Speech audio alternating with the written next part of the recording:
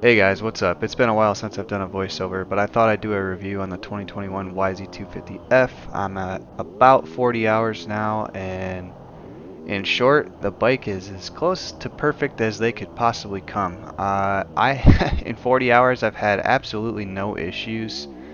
I've virtually changed nothing, just a few clicks on the suspension and the bar position, because the bar position from the factory is in the front position, which is kind of, unless you're like 6'6", it's way too far forward. So um, I guess I'll just transition right into what I was going to tell you about as far as setup goes. That's the only thing that I have really had to change is the bars. Like I said, the front position is just way too far forward. It's like 30 millimeters way too far forward. It'll make you feel kind of squirrely in the corners. Um, you know, I mean, everybody's got their preference, but in my opinion, for 99% of riders, it just is way too far forward. So if you do have this bike and you haven't done that yet, I would recommend moving the bar, uh, the posts. Wow, I can't think what they're called. The bar mounts, sorry, to the back holes. It really does make a difference in your corners. Makes the bike feel a lot more stable. Another thing I did do was tighten the adjuster nut for how tight the steering is in the front.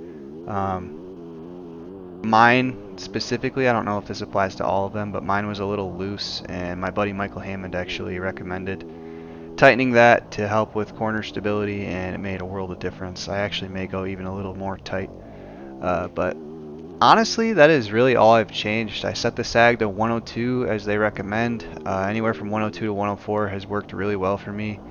In the sand and stuff, I'll run higher, like 104, and then in the hard pack ruddy tracks, I'll run 102. And that's really all I have done to the bike. I did upload the Chris Kiefer map, the free revving map that's supposed to reduce engine braking a bit. I didn't personally notice much of a difference, but I left it in there because I didn't have an issue with it, and I've been running it for the majority of the time I've had the bike, probably since about 10 to 12 hours. And like I said, I'm now at 40. So yeah, let's get into the actual review. Sorry, I'm just kind of rambling. So out of the box, like I said, I'm just going to go over a few categories. Out of the box being the first, this is the best dirt bike I have ever had new. And I've had 5 new ones, and I've had a ridiculous amount of used ones. And I mean, I literally didn't have to do a damn thing to it, and I felt perfectly comfortable the first day at the track. I was putting down competitive lap times right away, at least, with in comparison to my prior lap times. I felt way more comfortable. My endurance was up because I was on a 450 prior, so I can just ride a lot longer on the 250. The power is very manageable, very linear, but also more than enough power. You're not gonna be wanting more. You may shift earlier than you want to. That would be my one, I guess, negative with the bike, if you want to call it a negative.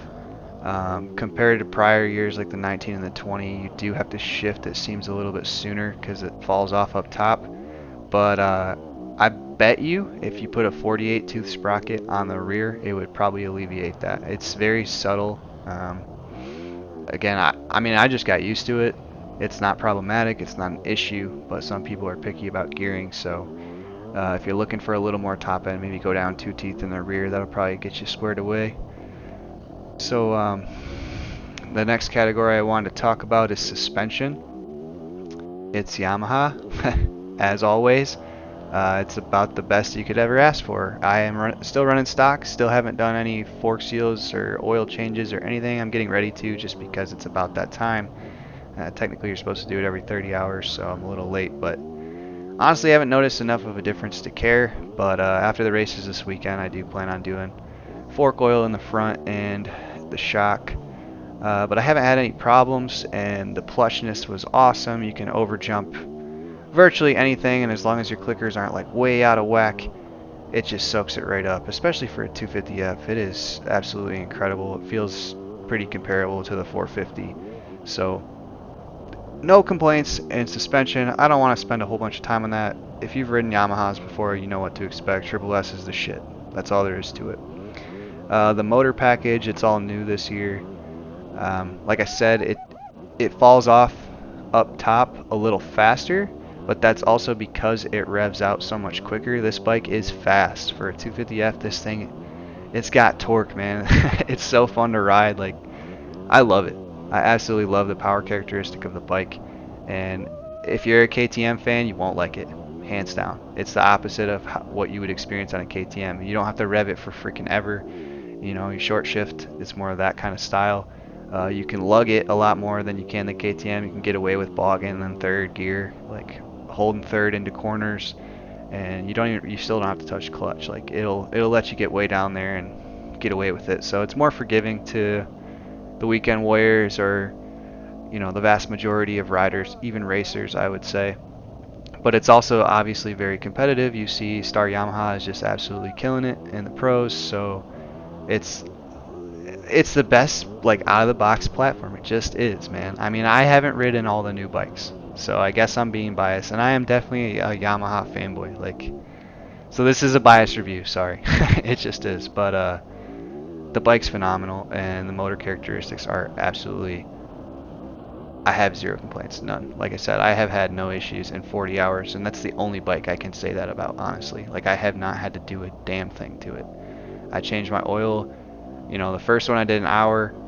I changed the filter and the oil at an hour, and then it's been like, it was 4 hours after that, and then 5-hour changes every single time ever since. And I do the oil every other oil change, so I do the oil filter every other oil change. So I've done the filter about 4 times at this point. And yeah, I have had no metal shavings, nothing crazy.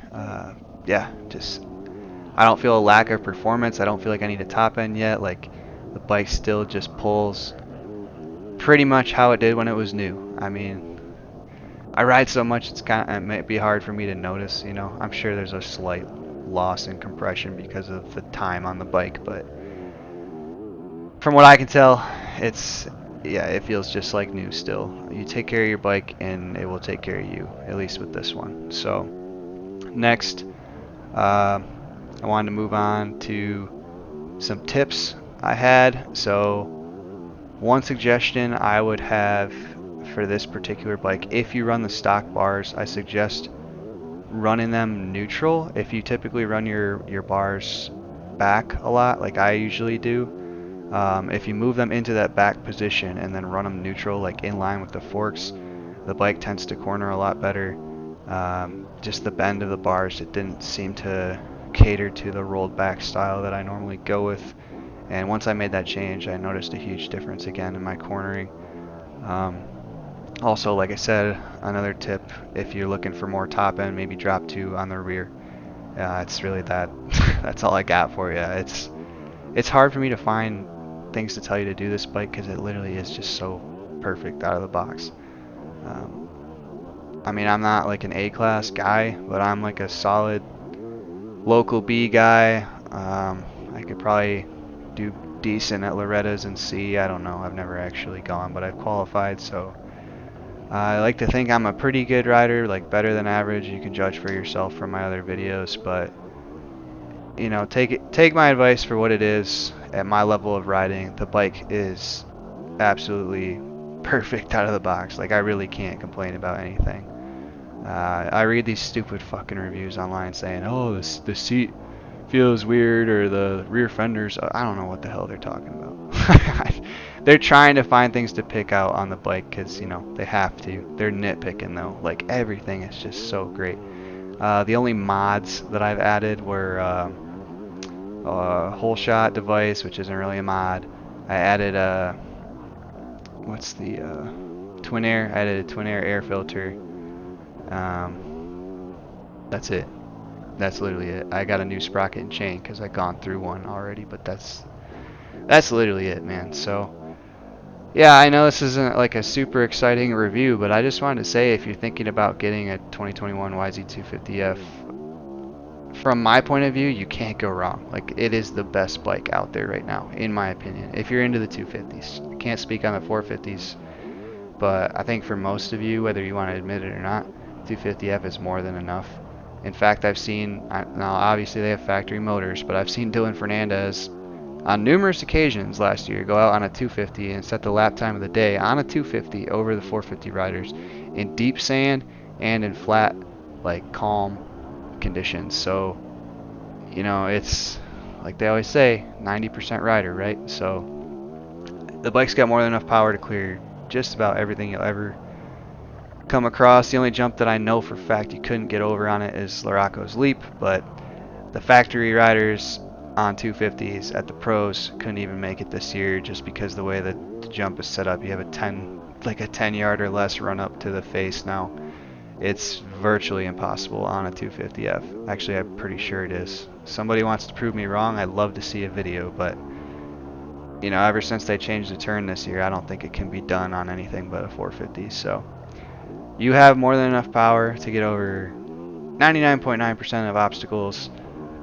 You'll never be wanting more. Like I said, you just may have to shift a little more than you might like. It depends on your style. If you like to leave the bike in third, you'll have to use fourth gear probably more than you're used to, and you also might have to bang it down to second to keep the power up, but you can get away with leaving it in third, which you cannot do on a lot of these newer 250Fs. So yeah, that's 11 minutes of me rambling about pretty much nothing, but like I said, if you're looking at one of these bikes, you're looking at buying one, I know the 22s just came out, but that means these are going to go on sale if you can find any, or people are going to be selling theirs to get the 22s. Dude, scoop one. I will be hanging on to this bike until I like destroy it, and even then I'll probably rebuild it and keep it, because this is hands down my favorite dirt bike I've ever had.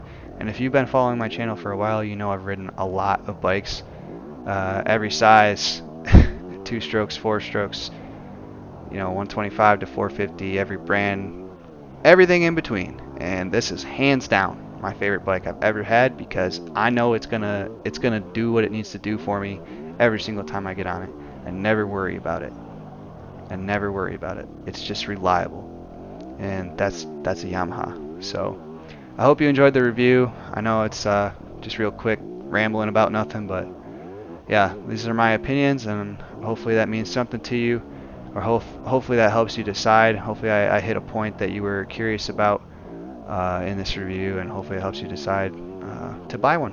I don't get any money for selling you a bike, but I'm telling you, you're missing out if you're not riding one of these things. They're fucking awesome. So yeah, enjoy your next day at the track regardless of what bike you're on, and I hope you enjoyed the review, and more content to come soon, guys.